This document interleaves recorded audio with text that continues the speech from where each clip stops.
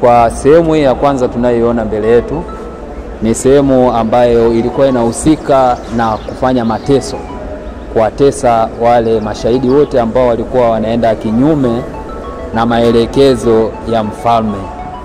Ambapo basi kwa nini walikuwa wanateswa? Ni kwa sababu baadhi ya mafundisho ambayo yalikuwa ni ya mfalme, maelekezo yanaenda kinyume na Biblia, na hawa mashahidi walikuwa hawapo tayari kwenda kinyume na maelekezo ya Biblia, wamfuate mfalme. Hivyo mfalme alikuwa amewaona kama ni waasi. Kama tunavyotizama hapa, tunaona sanamu za watu waliokuwa wamelala, wengine wanaburuzwa, wengine wana mikuki iliyopenya kwenye miili yao pamoja na miti na kukatwa mapanga. Hivyo inaonyesha jinsi ambavyo mateso yalikuwa yanafanyika, ambapo wale wote waliokamatwa mwaka 1886 na mfalme, waliokataa kufuata maelekezo ya mfalme, walianza kuteswa, wengine kwa kukatwa miili yao, damu nyingi ilikuwa inawamwagika inatoka, wengine walikuwa wanakatwa vipande vipande viungo vyao.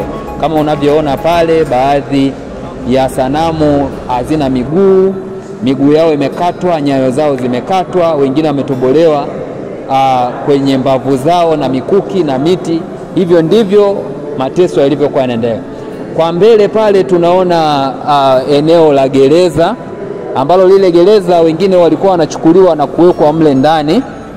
Baada ya kuwekwa mle ndani, kilichokuwa kinatokea, wao walikuwa wanachukuliwa wakiwa hai na wanapelekwa eneo lile pale tunaloliona kwa ajili ya kuteketezwa. Walikuwa wanateketezwa wakiwa hai kabisa. Lakini jambo la kushangaza na la kumshukuru Mwenyezi Mungu, wale mashahidi walikuwa wanateketezwa na moto, huku wanaendelea kuimba nyimbo za sifa na utukufu, huku wanaungua. Na ndio maana ukitizama huku juu unaona picha za malaika wakiwa wamewabeba wale. Maana yake baada ya kufa, roho zao zilikuwa zinachukuliwa na malaika, wanaenda mbinguni. Kwa hiyo ni jambo ambalo linatufundisha sana juu ya imani na namna hawa wafia dini walivyokuwa wameenda kwa kufuata Biblia na kuto kwenda sawa na maelekezo ya mfalme ambayo yalikuwa yako kinyume na maandiko matakatifu. Na jumla yao walikuwa ni 25, ambapo 13 walikuwa ni wa Anglican na 12 walikuwa ni wa Katoliki. Na kama tunavyoona huu mti sasa, huu mti wa mbele yetu ndio mti wa mateso, au kwa Kiingereza umeandikwa torture tree, kwa kilugha umeandika ndaza bazade. Hivyo ndivyo huu mti ambao ulitumika kuwaning'iniza, na kama tunavyoona tunaona na kamba, watu walikuwa wananing'inizwa hapo, wale mashahidi. Na zaidi ya yote pale kwenye kona tunapata kuona eneo ambalo chief alikuwa anakaa. Maana yake kwa taratibu kwa wakati huo mfalme alikuwa haruhusiwi kujiongea maeneo ambapo maiti inakuwepo. Hivyo kulikuwa kuna chief ambaye anakaa kwenye kiti kile, yeye ndio anayeongoza haya mateso pamoja na mauaji yanayotokea. Tunaona pale kiti na kuna sanamu inayoonyesha chifu pamoja na walinzi wake waliokuwa wanamlinda. Huyu chifu yeye ndio alikuwa anahusika kutoa maelekezo yote yalikuwa yanafanyika.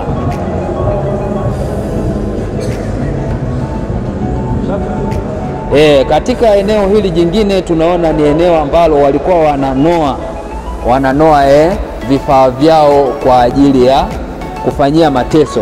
Tunaona kuna sanamu moja inaonyesha panga linanolewa hapo, kuna mkuki hapa ulionolewa, pamoja na kuna shoka ambalo limenolewa. Hivi vifaa vyote vilivyonolewa, na watu walikuwa wanaburuzwa, na ndio maana hapa panaitwa na mgongo, maana yake watu walikuwa wanaburuzwa kwa mgongo, wale waliokuwa wamechoka kutembea. Kwa hiyo tunaona vifaa mbalimbali vilikuwa vinanolewa hapa, na watu walikuwa wanaburuzwa kwa migongo yao, wanapelekwa eneo hili tunaloliona chini ya mti wa mateso kwa ajili ya kuteswa. Hili ndilo gereza lililopo mbele yetu. Hili ndilo gereza ambalo walikuwa wanawekwa hao wafungwa, na baada ya kutolewa hapa wanakaa hapa. Baada ya kutolewa hapa, wenyewe ndio walikuwa wanapelekwa pale kwa ajili ya kuchomwa. Na kama tulivyosema awali, walikuwa wanachomwa wakiwa hai. lakini cha ajabu na cha kushangaza, huo moto haukuwa kitu kwao.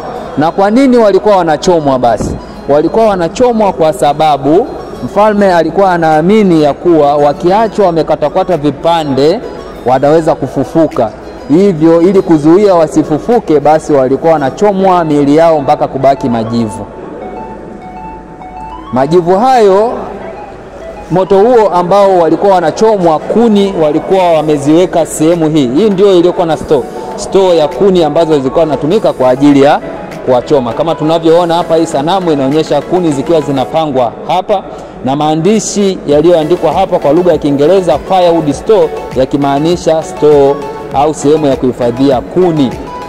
Na baada ya kuchomwa sasa, hao mashahidi hapa, majivu yao yalikuwa yanakusanywa na kupelekwa katika kanisa la pale mbele ambalo tunaelekea.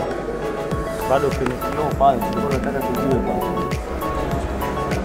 mbele yetu pia tunaona sanamu ya binti ambaye amepiga magoti na ameshika kitabu cha Biblia, na mbele kuna bango limeandikwa majina ya Princess Nalumansi Catherine Kalala. Huyu kwa historia alikuwa ni mwanamke wa kwanza kutoka katika damu ya kifalme, yani katika ile royal family.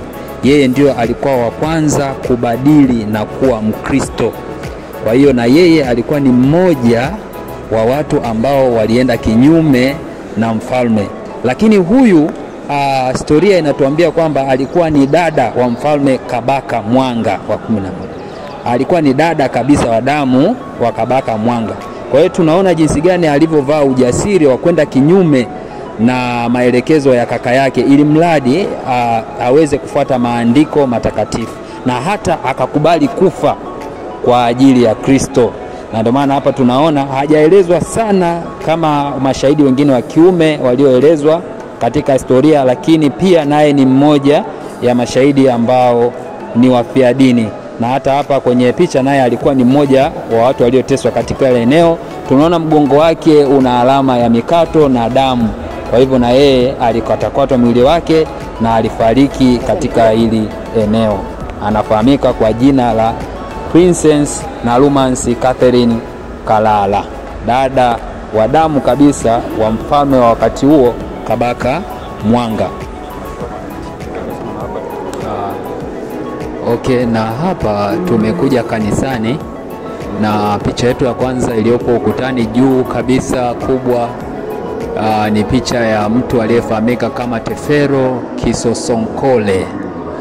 Yeye huyu alikuwa sio Mkristo, lakini alijitolea kutoa hekali 48 za ardhi yake kwa kanisa la Anglican. Hapa mahali pote tulipo, hekali 48 alizitoa yeye, japokuwa hakuwa Mkristo. Maana yake inaonyesha jinsi gani alikuwa na upendo wa kweli, ambapo sasa katika hizi hekali majivu na mabaki ya mashahidi yalitunzwa na baadaye yakazikwa katika kaburi la pamoja ambalo tunaliona hapa mbele ya hii altare. Kwa hiyo huyu alikuwa na upendo wa kutoa ile nayo kwa ajili ya kazi hiyo. Picha ya pili tunaiona ya mtu anayefahamika kwa jina la Elia Kagiri. Alizaliwa mwaka 1840 na kufariki mwaka 1945. Huyu ndiye mtu pekee aliyepona kuuliwa kati ya wale mashahidi wengine, na hawakupata kumuua kwa sababu waliogopa, kwa sababu alikuwa ni mtoto wa mfalme. Alikuwa mtoto wa mfalme, kwa hiyo kwa kuhofia hivyo yeye wakamwacha akiwa hai. Hapa mbele yetu kuna altare, ambapo mbele ya altare ndipo, katika altare hii ndipo kuna kaburi la hao mashahidi, ambapo majivu yao yaliweza kuzikwa hapa, na tunaona majina kadha wa kadha yakiwa yameorodheshwa hapo ya mashahidi wote ambao waliuawa na kuzikwa hapa tarehe 3 mwezi wa 6 mwaka 1886. Katika majina haya yapo majina ya washahidi ambao ni wa Anglican, pia wapo mashahidi wa Kikatoliki ambao wote walizikwa kwa pamoja. na pale juu kabisa kwenye ukuta tunaona picha kubwa, ambayo hii picha sasa tunaelezwa na historia kwamba ni picha ambayo imetolewa kama zawadi kutoka kwa Papa marehemu Papa Francis ambaye alitembelea nchi ya Uganda mwaka 2015. Kwa hiyo alipotoka Vatican alikuja hapa Uganda moja kwa moja na alileta zawadi hii katika kanisa hili la Anglican. Ni upendo wa pekee na kutambua umuhimu wa mashahidi hawa na wafia dini, ndipo Papa Anglican alitembelea eneo hili na alifika mahali hapa na kutoa zawadi ya picha hii tunayoiona hapa mbele yetu kwenye ukuta. Katika hili eneo ni eneo ambalo unaweza kufanya maombi na kutoa dua zako na sala zako zikapokelewa kwa kuandika kwenye karatasi na kuweka hapo maombi yako.